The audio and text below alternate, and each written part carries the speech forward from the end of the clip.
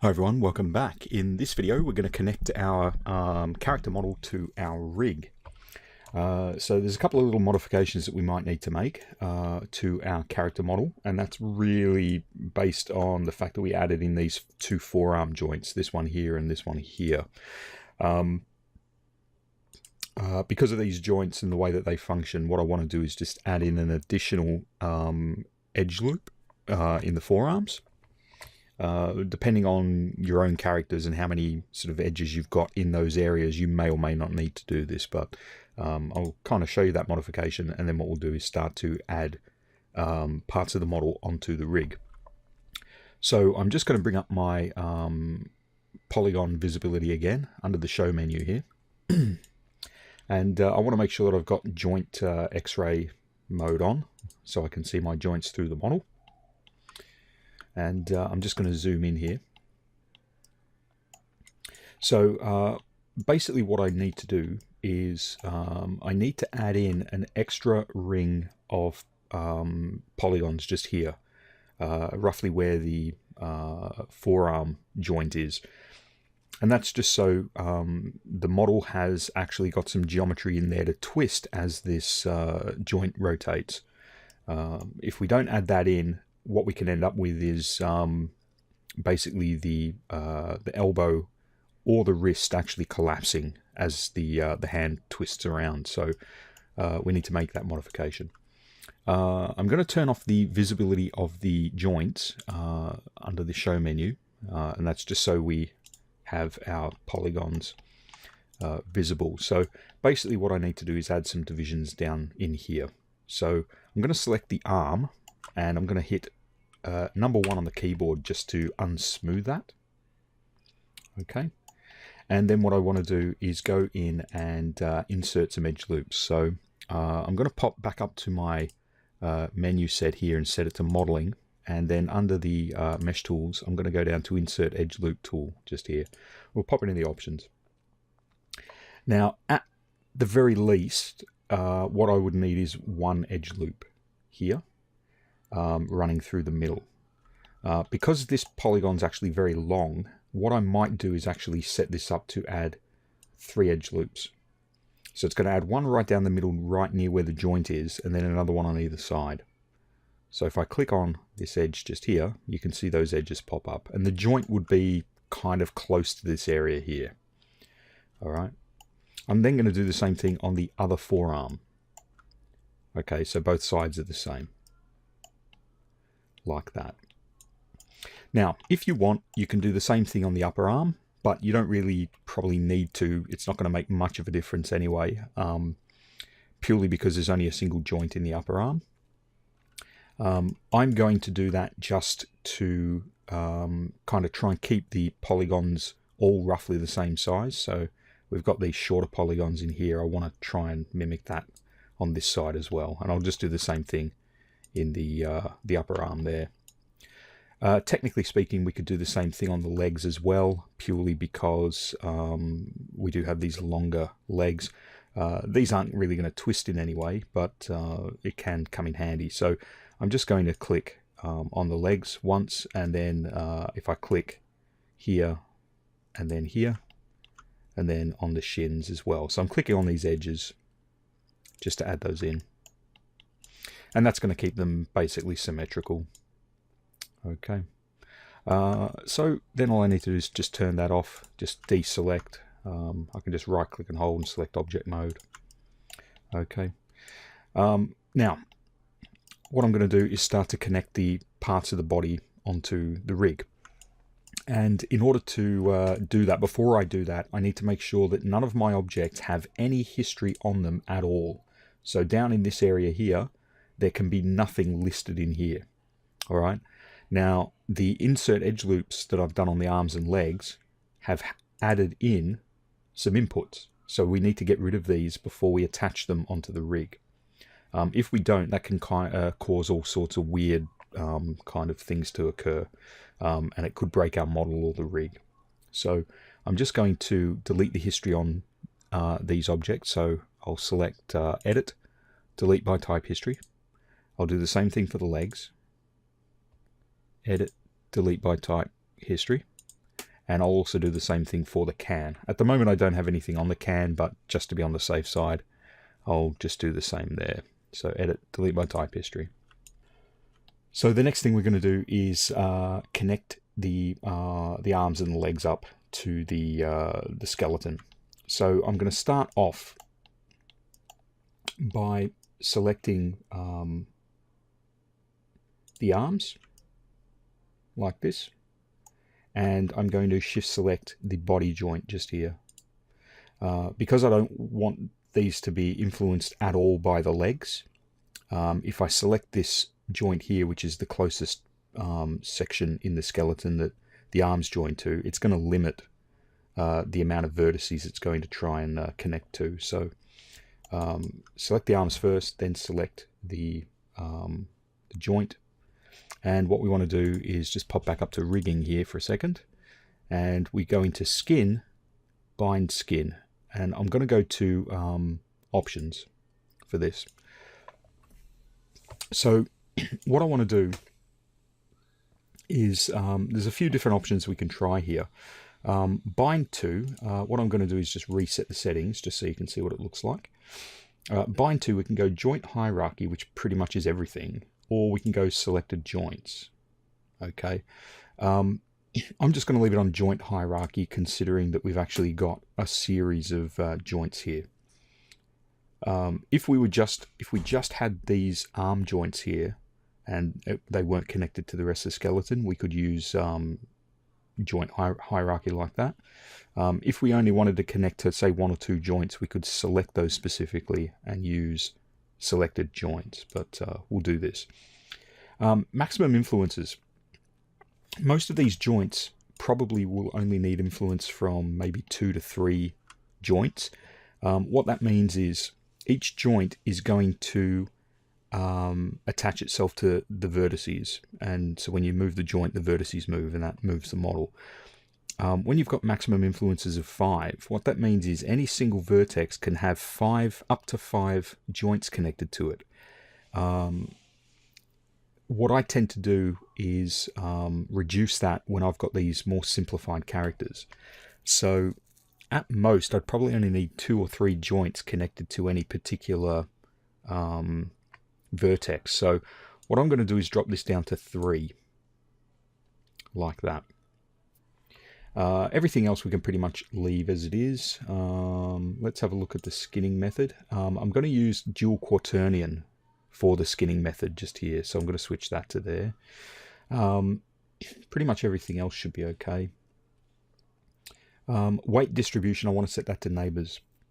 What this is going to do is stop the, for example, if I've got, let's say this joint here in the hand is actually closer to this vertex than this vertex is to this joint in the finger. So what can happen is you can actually have parts of the fingers actually connect themselves to the joints in the other fingers instead, and I don't want to do that. So weight distribution will make sure that it follows the joint skeleton when it's connecting the different vertices, so that should be okay. So joint bind to joint hierarchy, bind method closest distance. We can go closest in hierarchy there. Skinning method dual quaternion, weight distribution. I'm going to set that to neighbors. Maximum influence is 3. Everything else basically is the same. So I'm going to hit apply. Okay. Now, if I select, for example, the control handle here for the wrist, and I move that around, I should now start to see the body or the arm move with it. And you can see that there. So that's now starting to actually function properly. So I can kind of adjust things like that. You know, I can move the hand around, rotate it around, and that seems to work okay. So I'm pretty happy with that. So those settings seem to work okay. I'm now going to use the same settings on the legs. So I'm going to select the legs, like that. I'm then going to select the pelvis joint, like that. And I'm going to hit apply.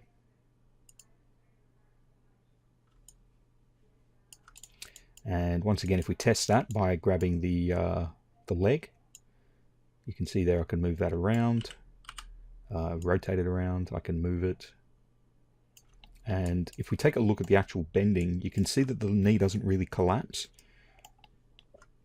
It pretty much remains the same thickness when I'm moving this around.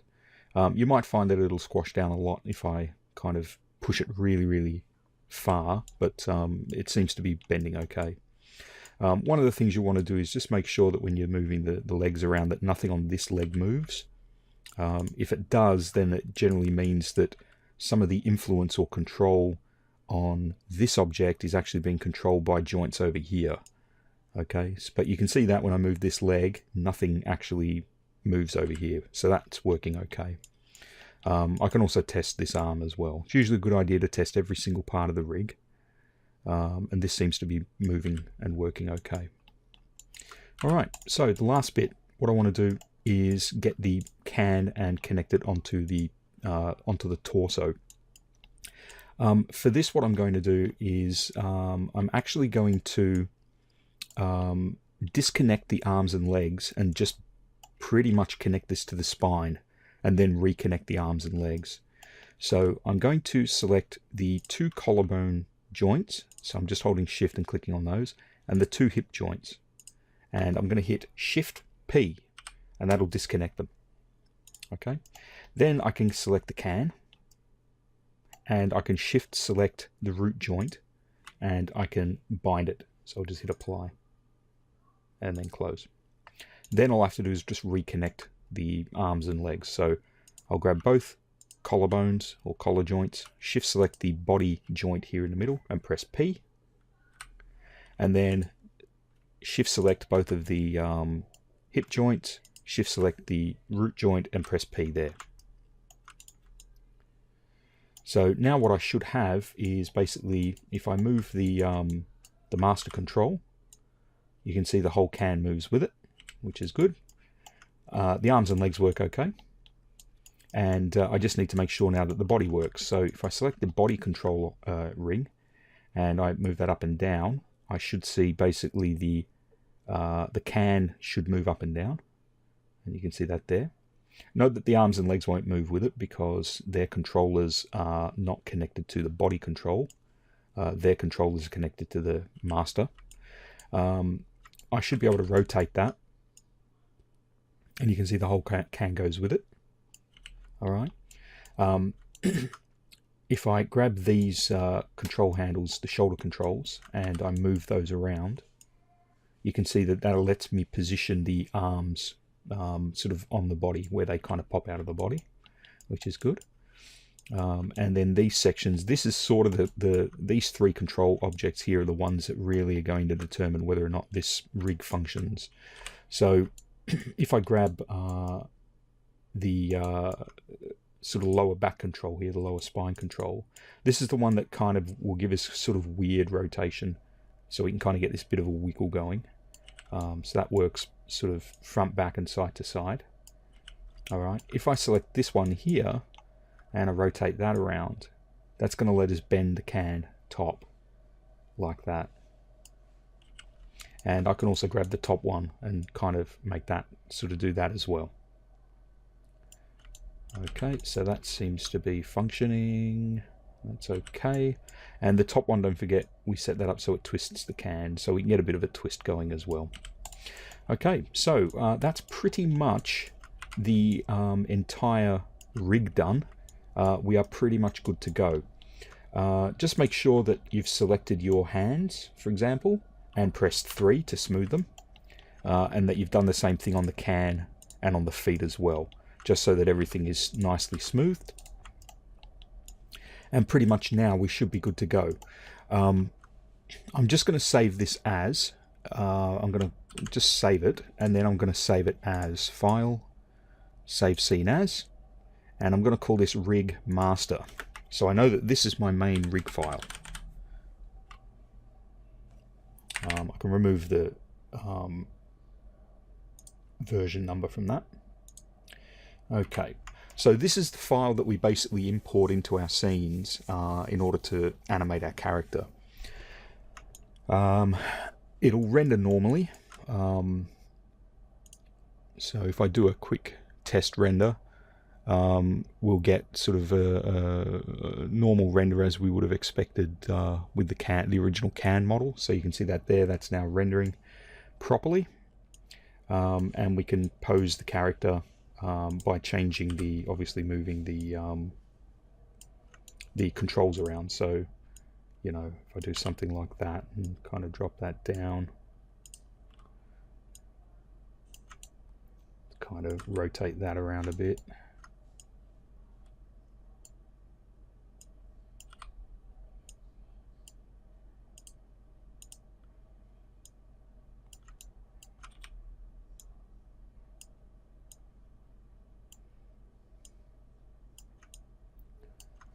And if I grab that one and kind of rotate it back like that, it's going to give us a nice little posed can.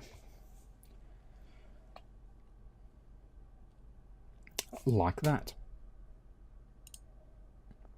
So our character's pretty much good to go. We can probably start animating with this guy from this point. The only other things that we need to be aware of is just sort of how to reset everything back to where it was. So if I select the handles that I've moved and